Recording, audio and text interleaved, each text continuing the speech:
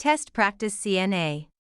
Question 1. Which document describes the tasks a CNA is legally allowed to perform? The Resident's Care Plan, the CNA's job application, the state's scope of practice, the facility's menu. The scope of practice defines the legal limits and responsibilities of the CNA role in that state. Question 2. A resident is choking and cannot speak or breathe. What should the CNA do? Perform the Heimlich maneuver, abdominal thrusts. Offer the resident a glass of water. Wait for the nurse to arrive. Hit the resident on the back.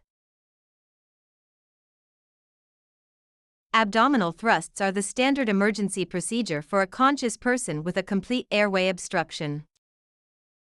Question 3. A resident is nearing the end of life. What is the CNA's primary role? To encourage the resident to eat a large meal, to provide comfort and emotional support, to discuss medical treatments with the family, to ignore the resident since they are dying.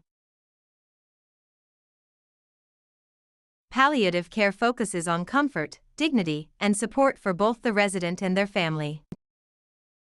Question 4. When should standard precautions be used? Only for residents with known infections. Only when the resident is coughing. For every resident at all times. Only when the nurse tells you to. Standard precautions are designed for use with all patients to reduce the risk of transmission of pathogens. Question 5. A resident refuses a bath. What should the CNA do? Force the resident to bathe. Skip the bath and try again later. Tell the resident's family. Document that the resident is difficult. Residents have the right to refuse care. The CNA should respect the refusal and try again at a different time.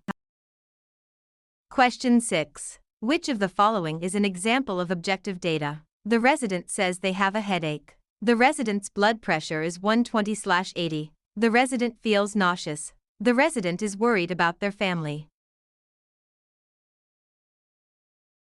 Objective data is observable and measurable information, such as vital signs. Question 7. What is the most effective way to prevent the spread of infection? Wearing gloves at all times. Washing hands frequently. Using antibacterial spray on everything. Keeping all residents in their rooms. Hand washing is the single most important practice in preventing the spread of infection. Question 8. What is a common sign of a urinary tract infection, UTI, in an elderly resident? Sudden confusion, increased appetite, better sleep, improved mobility. In the elderly, UTIs often present with cognitive changes or delirium rather than just physical symptoms. Question 9. Which of the following should be reported to the nurse immediately during a bed bath? The resident is tired. A new red area on the resident's tailbone. The resident wants to wear a blue shirt. The resident is talkative. New skin breakdown or redness over a bony prominence is a sign of a potential pressure ulcer and must be reported immediately. Question 10. A resident's tray has a full glass of water, but the resident is on NPO status. What does this mean? Nothing by mouth. Next patient only. Needs physical observation. Nutrition per oral. NPO stands for nil per os, meaning nothing by mouth. No food or water should be given. Question 11. An ombudsman is someone who provides medical care to residents, advocates for the rights of residents in long-term care, manages the facility's budget, inspects the kitchen for safety. An ombudsman is an official advocate who helps resolve complaints and protect resident rights. Question 12. Which of the following is a sign of dehydration? Clear, pale yellow urine, moist skin, dark, concentrated urine, increased appetite.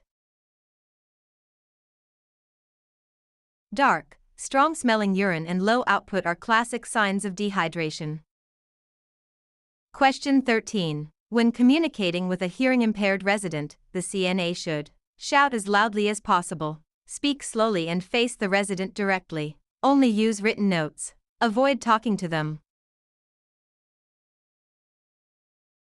Facing the resident allows them to see your lips and facial expressions, and speaking clearly helps communication.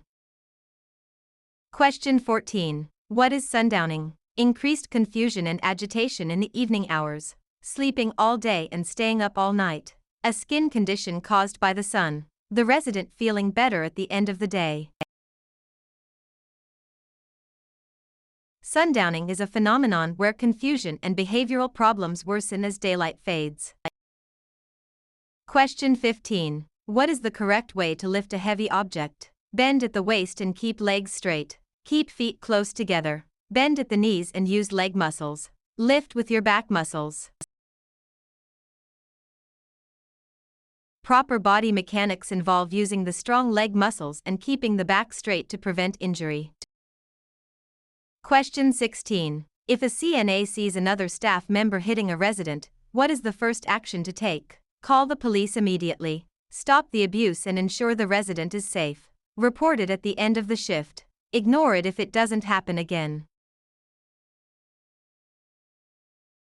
Safety is the priority. The CNA must intervene to stop the abuse immediately. Question 17. What is the proper method for cleaning the perineal area of a female resident? From back to front, from front to back, in a circular motion, with a scrub brush. Cleaning from front to back, cleanest to dirtiest, prevents the spread of bacteria from the anal area to the urethra.